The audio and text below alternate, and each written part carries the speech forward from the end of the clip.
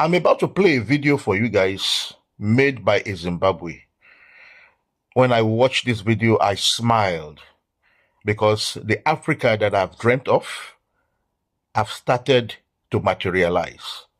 I'm happy to see foreign nationals in South Africa standing up to speak for the right of South Africans. I'm so glad. And for you Nigerians that are still condemning me and discrediting me, discredit me all you want. But South Africa knows that we are criminals. Everywhere in the world knows that Nigerians are criminals. Everybody in the world knows that Nigerian pastors are into drug dealing. When you go on YouTube, you will see it there. You will see the video of Nigerian pastor going to Kenya to go and do a crusade and then wrapping around his body cocaines.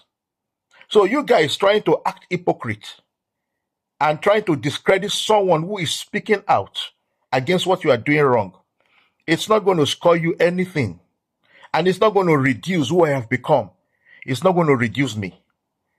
Look at Zimbabweans have joined the team. I am looking for at least 3 Nigerians that will join me to condemn criminality, to condemn drug dealing, to condemn human trafficking, to condemn prostitution. One Africa is possible. Yeah, I'm going to play you this video now, and I hope to see Malawians, Congolese, Ghanaians, Kenyans coming out to speak up for the right of South Africans. We must stop committing crime against South Africa. We must start cleaning the street by ourselves. We must let Jacinta know that she is not alone in this battle. We must let Dudluda know that they are not alone in this battle. We must let them know that what they are doing for ordinary South Africans is the right thing to do. Viva South Africa!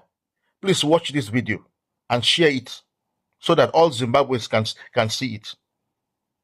Zimbabweans, today the 19th of January 2026.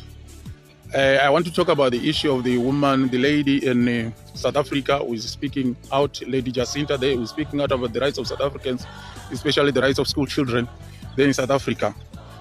When she says their children must come first, she's very right, as I said yesterday.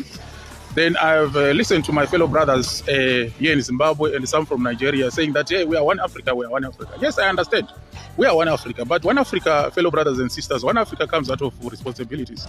We need to be all be accounting for our own in our own nations, making our nations prosper, standing up for what is right. Since we adopted the democracy, all of African states, we said we are adopting democracy. Democracy is a two-way thing. It's a hands-on initiative. It's a hands-on principle. We cannot give our burdens to other nations when we fail to hold up to our own democratic principles and values in our own nations.